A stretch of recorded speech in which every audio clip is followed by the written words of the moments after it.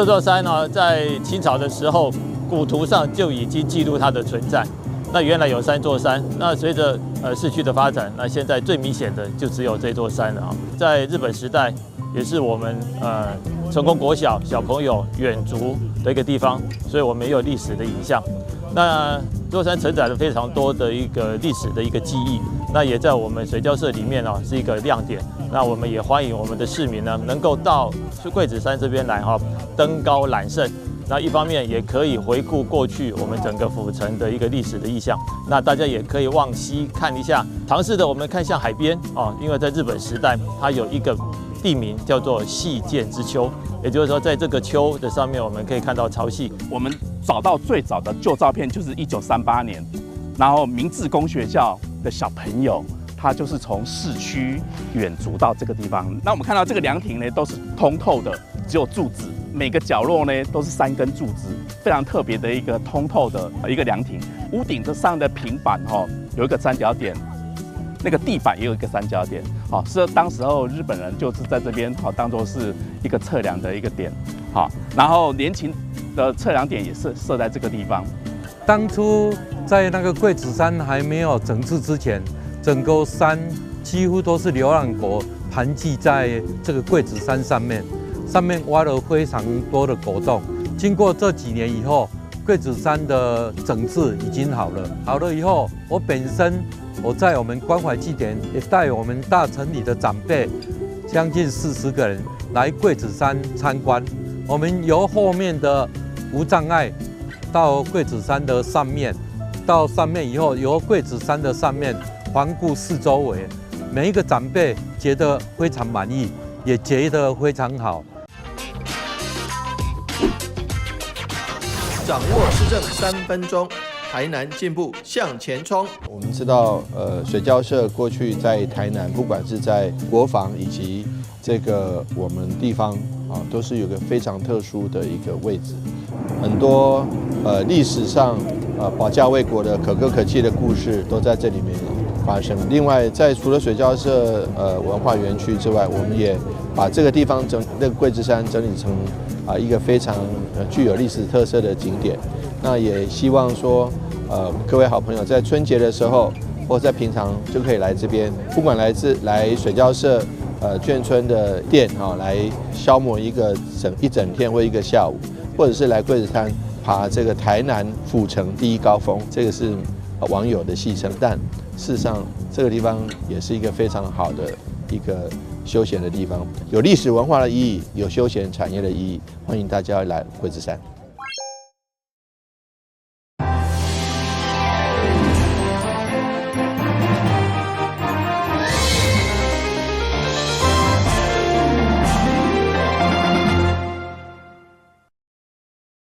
大家好，我是柯万金，欢迎收看2月14号礼拜5的中嘉台南地方新闻。第2次星光3月百货公司站发生严重的起爆意外，台南市长黄伟哲除了第一时间表达关心，今仔日也马上发动稽查，甲干务局、劳工局、消防局前往台南新天地，确定伫咧整修的专柜甲空间设计工程无问题。开车经过台中新光3月12楼熊熊爆炸，这件事件造成4人死亡，31人受伤，引起全国关注。这个时间点，新光3月台南新天地商场柜位嘛正伫咧装潢，其他空间嘛有工程施作。14号台南市府国桥处。还有家属厂商工会到庭前来会勘，市长黄伟哲特别来关心。有管线到底是怎么走的，安不安全？新的餐厅要开幕，所以一定有新的管线的配置跟工器嘛。所以刚刚之前讲在台中那边，就是说法制公司说他们还没有公器。新体会计各用赖达来试驾驶侦测机械。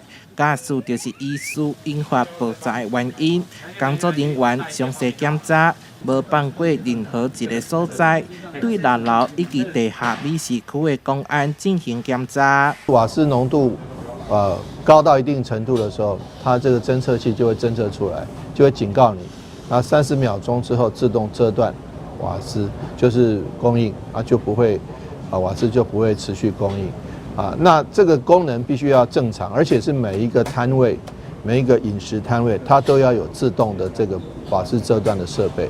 黄伟体一直强调，要保障驾驶袂产生泄漏的威胁，同时对公共场所所有的施工要求要依照规定申请，袂使偷走。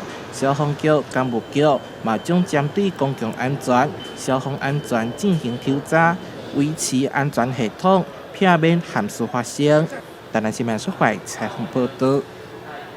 台南市积极推动一里一活动中心的政策，其中离林地区的公有旱地的空地，经过中央甲地方的合作，开3700万兴建的活动中心，已经在去年7月份完工。对此，市府选择伫今仔日正式举办启用。这片原本是要关乎大甲高息的树林空地，后来归属林地公所处理以后，由地方甲议员积极争取活动中心。第3700多万的财源到位以后，好不容易经过11摆发包，去年7月终于完工。14号，市长甲这些民代贵宾正式举办启用典礼，场面相当热闹。请起门。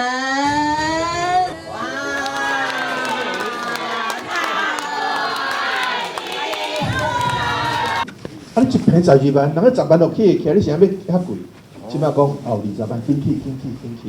你要知影因建的成本吼，加足济，加足重，所以呢，咱希望讲真侪物件对的代志，会使做的代志吼，而且活动中心是咱的里民生活吼，定了的聚会所一个足重要的所在啊，所以当去就去愈早去愈好。启用了啊吼，里长的压力就大啦吼，但是我相信阿总里长无问题啦吼，一定是会当甲咱的所有咱的活动中心做啊更较好，互咱地方变成一个新亮点啦吼。近照大甲里活动中心落成启用动工，拄好是情人节，会当讲是双喜临门。市长也送巧克力，互大家欢喜过节。而面对一里一活动中心的政策落实，互一路行来里长可营中感受上深，然后嘛将充分利用作为学生课后辅导以及老人共餐等社区关怀空间。出去咱活动中心要用的，就是讲，咱要来用一个老人共餐，所有咱的长辈时代，咱的庙会合三个，咱的健身房，甲咱医疗。咱的活动中心，迄是多样化。咱也有当时咱的舞蹈啦、好啦，也是咱的一寡办一寡活动，拢是咱的医疗。未来的取向，就是讲，人工啊，咱的过校啊，都伫咱的边啊。咱有可能就是讲，咱的课外辅导，有当时家长咱也袂敢接，咱就小朋友引进来咱的活动中心遮，咱的就近照顾。原本偏远的公有空地变成活动中心，来关怀社区长辈做伙学习运动。同时，一开始一礼拜有一天，大家会当共餐、欢喜组织，等等的倒目标使用，确实相当欣慰。台南新闻阮吉采访报道。台南上新的民调出炉，立法委员陈廷飞以48%的支持度，领先对手谢龙介32%。面对这份支持，伊表示感谢乡亲的疼惜。伊除了会继续招聘台南以外，佮推出飞机上菜节目，用在地食材做料理，想要互更较侪人透过无同款的角度熟悉台南。今天是要飞飞上菜，跳脱专业的问政形象，立委陈廷飞的新节目先来做碰糖。在我们的全糖城市，我们一定要把碰糖做好。第3次终于成功喽！试3摆才成功，接下个烹出沙巴鱼料理。哇，好香哦！我要讲我哪里较厉害？以轻松创新的方式推广台南的在地食材，和美食成为结合地方文化的新桥梁。菲姐上菜，我们希望不断的用食农教育，不断的用我们农业的特色，甚至在地的特色，推荐给我们所有的好朋友。陈天辉希望借着这款的节目，让更较多人发现台南的魅力。要参加台南市长所选的伊，更强调莫用嘴烂，只替台南打拼，上新的民调就显示出结果。我是民进党，我坚持我爱台湾的理念，但是在服务当中就是不分党派，每一个地方都是我们要去碰触、要去接触的。也就是他们有需要，就会想到陈亭妃。把所有精力放在地方服务，亲近了解规划建设如何让台南更加的好。这就是以48%支持度赢这两届的32%上关键的所在。台南新闻协会采访报道。新的一档开始，台南市就迎来外交的好消息。13号，市长黄伟哲甲日本埼玉县本庄市的市长吉田信介正式签署，成为友谊社区。仪式当中，两个社区的吉祥物鱼头菌甲哈尼胖也特别现身庆祝。来自日本埼玉县本庄市的访问团，13号市长吉田信介亲自率领来拜访市长黄伟哲。其实两市长期以来，伫教育、农业等各方面的活动都相当的密切。新的一档开始，为了建立双方久久长长的友谊，两市市长正式签署缔结为国际姊妹市，同时互相赠送纪念品，展开正式合作之夜，场面相当热闹。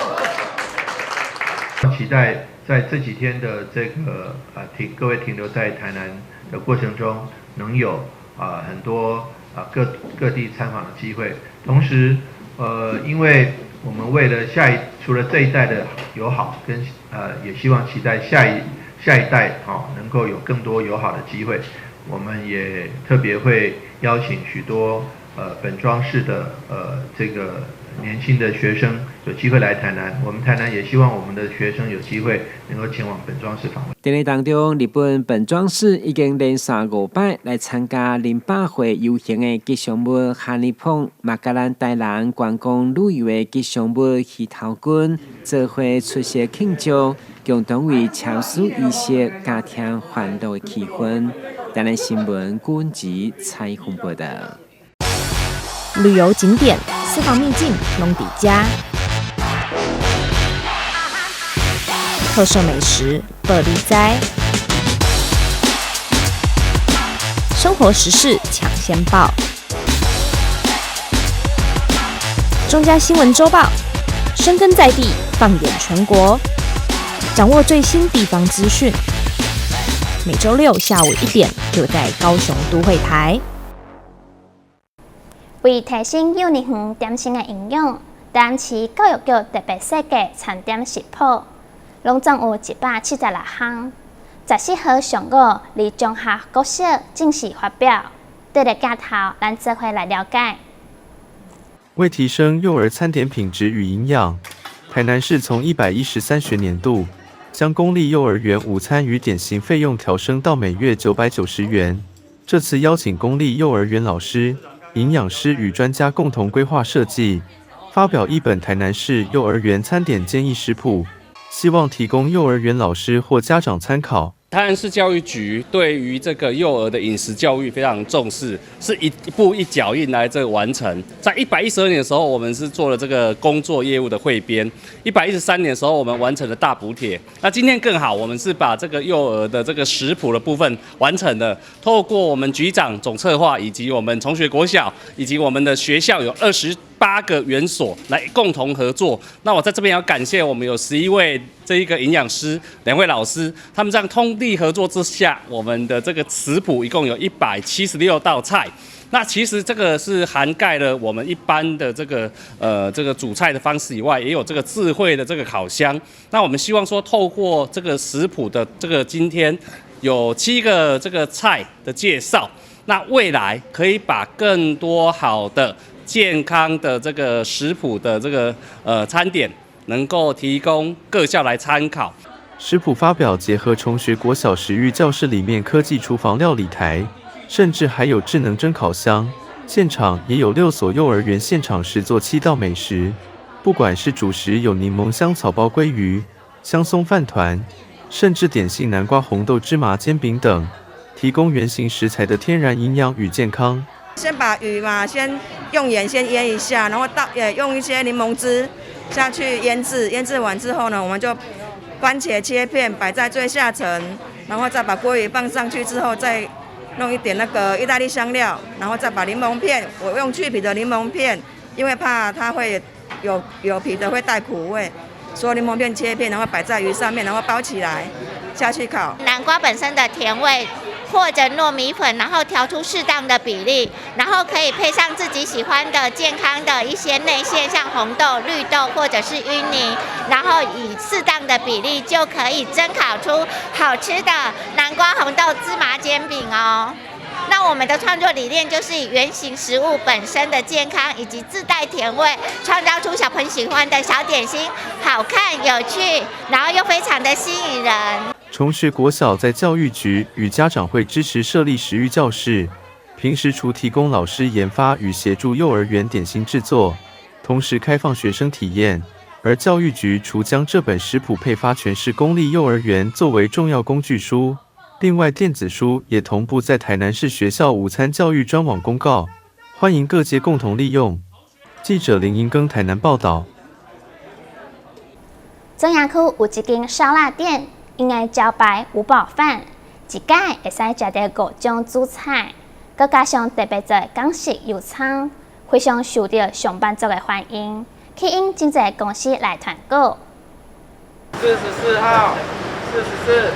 对上班族来说，吃到一顿美味的午餐是一大享受。左营区的这家烧腊饭是当地许多上班族的爱店，用餐时间人潮络绎不绝，更有许多公司行号团购，员工分工合作，在厨房忙进忙出，让美味的烧腊便当在用餐时间交到顾客手中。而现场也有不少第一次来买的民众，被烧腊的香气吸引，大部分的顾客吃完都会再回购。因为就觉得看起来好像还不错，所以就想说要试试看。因为我之前有听说过这一间，但我没有买过，所以就第一次来买看。3宝饭跟5宝饭，大家觉得很好吃。我常常吃它那个是烤鸭，好好吃，因为在肉里面咸咸、甜甜，比较那个肥比较脆，吃起来还不错。都吃3宝或4宝。烧腊店多半都会贩售3宝饭，但这家店最特别的是超霸气的5宝饭，一个餐盒里有5种烧腊的主菜，通通吃得到，再搭配3样配菜以及半颗蛋，对顾客来说是非常幸福的高 CP 值便当。另外，店家特调的港式葱油更是整个便当的灵魂，这样的组合吃下肚，让顾客补足体力，继续为下午的工作奋斗。觉得它的鸭肉口感还不错，酱汁的味道吧，也蛮特别的啊。蛮符合我个人的口味啊 ，CP 值够啊，因为菜色也不错啊，都是现炒现煮的啊，很好吃，很香，比较常点烧腩跟烧鸭，对，那感觉不像是那种在市场会吃到的水准，对，就真的很好吃，分量很够，像我都点少饭，因为分量蛮大的。然后售价的话，其实也都蛮合理的。我们5宝饭就是我们是用5种肉都有，我每种肉都是产地都是台湾，我们是不用进口肉的，所以比较新鲜。我们每天都是每天配送这样。那种烧腊饭其实大众都很喜欢港式的葱油，所以我们做的味道也是蛮符合大众的口味这样。有非常多的客人每星期都一定要来报到，店家不论是在肉的处理还是配菜的品质都相当讲究，加上给料非常大方，让顾客可以吃饱饱。记者魏国庆、陈英君高雄报道。2只黄色小鸭去年去过高雄，结束了后，即马去倒位咧？公共局表示，小鸭翅膜已经回收再制作，变成小鸭帆布包。真侪民众表示，会使安尼再利用，真袂歹。吉伊卡哇甲英式娃娃也会使安尼做。去年黄色小鸭重返高雄，吸引超过900万人次造访。现在小鸭变成帆布包，民众都觉得这样的做法还不错，帆布包也很实用。这个理念很好，等于废物利用。我觉得这样可以重复再利用，很环保啊，不会说黄色小鸭只是一次性的展示，然后再把它做成就是纪念的袋子，很有价值，就纪念的价值这样子。市府观光局则证实，黄色小鸭的气膜经过裁切之后，缝制成小鸭帆布包，除了减少废弃物堆置处理之外，更成功的让坚固耐用的帆布变身成防水提袋，让早已经成为城市记忆中的小鸭故事继续延续下去。黄色小鸭我们是不会想到说会被宰掉啦，但是这个让我们因为这个黄色的让大家能够这个印象比较深刻。因为黄色小鸭它本身就很可爱啊。那最重要的是，我们也希望能够符合永续发展目标的这样的一个创新思维。那同时呢，也能让这个大型活动的这个气膜能够再次的回收。那把这些资源回收之后来创新，然后来做循环经济，然后也把它转变成这个托特包。那也希望这样子的创新思维可以为我们高雄的大型活动立下新的标杆以及活动的典范。经过裁切缝制之后，有300个小鸭帆布包将在高雄港17号码头免费发放给民众。网友也发问：可以挑鸭嘴的部位吗？吉卡蛙和英西娃娃也会被做成环保袋吗？我觉得也可以耶。如果这次响应的不错的话，我觉得也可以啊。对啊，不然说就是办一次活动啊，活动没了就没了。那黄色小鸭当时在我们高雄的爱河湾，因为要抗这个高雄的强风，还有很热情的太阳，所以它在防风跟这个抗日晒的部分都有精心挑选。那我们后来也选择超过0.9 mm 的这个厚度的这个帆布，然后来进行相关的这些缝制的作业。黄色小鸭是用特制的气膜做成的，回收之后的气膜加以改造成帆布包，再度勾起大家的回忆。记者赖昌邦高雄报道。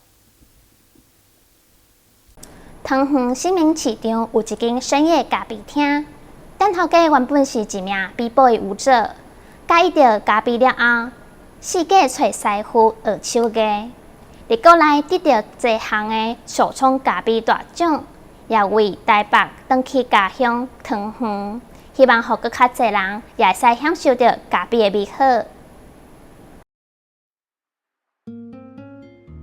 宜身在中立新民市场2楼有间晚上7点才营业的深夜咖啡店，店长刀哥原本是名街舞舞者，受到爱喝咖啡的日籍老师影响，让他也爱上咖啡，并到处拜师学艺。以日式法兰绒手冲咖啡在国内荣获多项手冲咖啡大奖，5、6年后下定决心要开店，特地从台北回到家乡桃园，希望能让更多人享受下班后来上一杯咖啡的放松惬意感，并表示只要咖啡的品质够好，就不用怕会睡不着。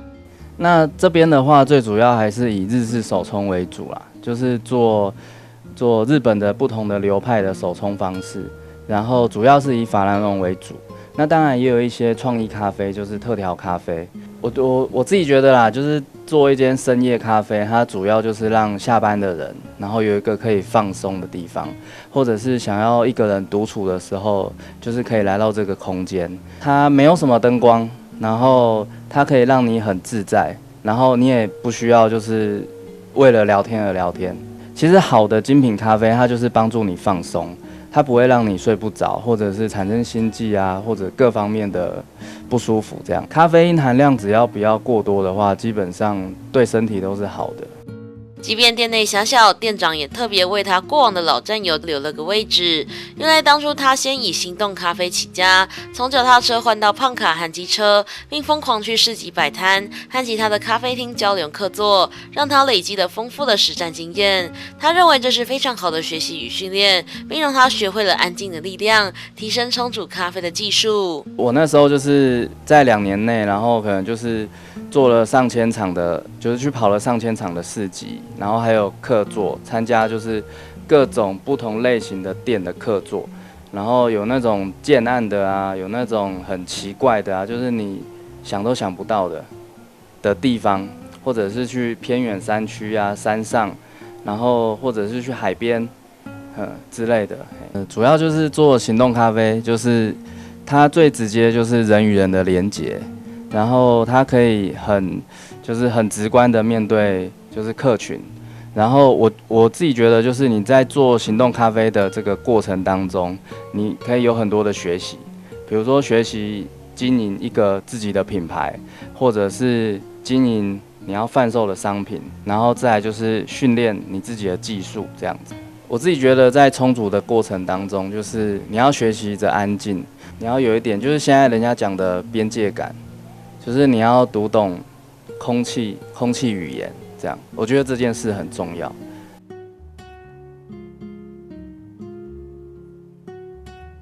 而店内除了可以点不同流派的日式手冲咖啡，也有创意特调，比如加入跳跳糖的咖啡，刺激的口感成为了网红打卡的最爱。而且店长保证，无论哪一种都一定好喝。他也分享自己对一杯好咖啡的定义，希望自己也能做到具备日本的职人精神，用一杯咖啡来温暖顾客的心。对我来说，一杯好咖啡的定义就是，首先就是干净度要好，然后酸甜平衡，然后喝起来有余韵，然后层次感很明显，然后一些body啊油脂都很丰富。就像我们的人生一样啦，就是我觉得一杯好咖啡的定义应该是这样。你们去看日本人，他们就是一个职人精神。那其实我想要传达的意念就是这个，就很像深夜食堂，就是你可以用一杯咖啡去温暖一个人的心。我觉得这一点很重要。深夜来杯咖啡，听起来在一般人印象中反差感极大，却在舒适的座位和好喝的咖啡之下显得十分合理。店长也表示，店名双关了自己 B-boy 身份、热爱黑咖啡以及不正面与人冲突的老二哲学，希望能提供乡亲一处夜晚可以栖身放松的港湾。自由联听台湾报道。感谢您收看2月14号中嘉台南地方新闻，我是寇曼晶，咱再会。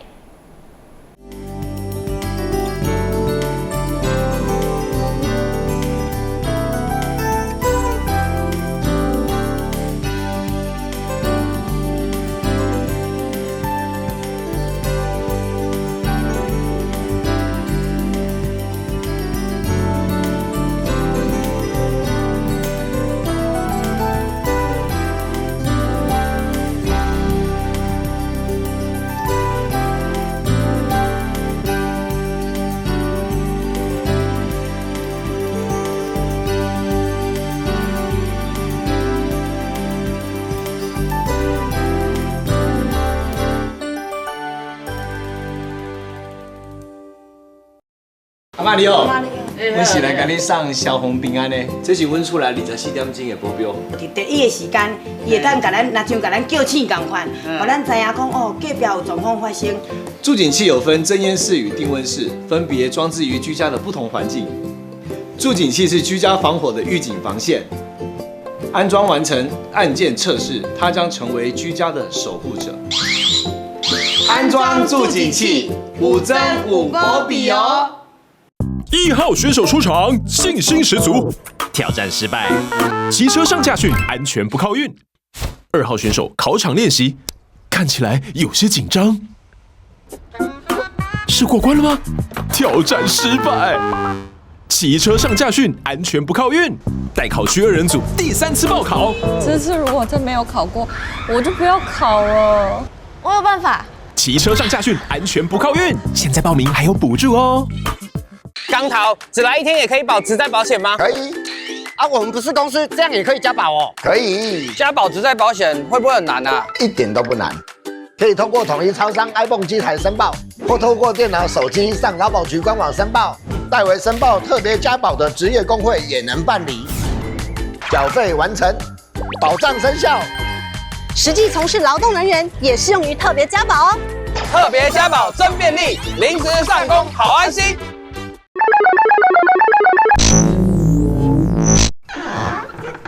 很棒，单光随手关灯还不够，换装 LED 灯泡可以再省60%照明用电，清洁滤网可以再省10%冷气用电。等下课多点就可以看更久的卡通了吗？不是为了留下更好的世界给你。爸，我爱你。我也爱你。你听过只差确认吗？交通部于112年3月起，已全面要求运输业驾驶人应落实路口停让行人，并要求大客车驾驶人于路口要执行只差确认。另外，大货车驾驶人也于113年8月扩大响应，转弯暂停，安全再行运动。大型车辆入口应停让。租屋看屋时，应注意屋外式热水器是否安装在室外通风处。如热水器装在室内，则需选择有强制排气功能的热水器或电热水器。可上各地方政府消防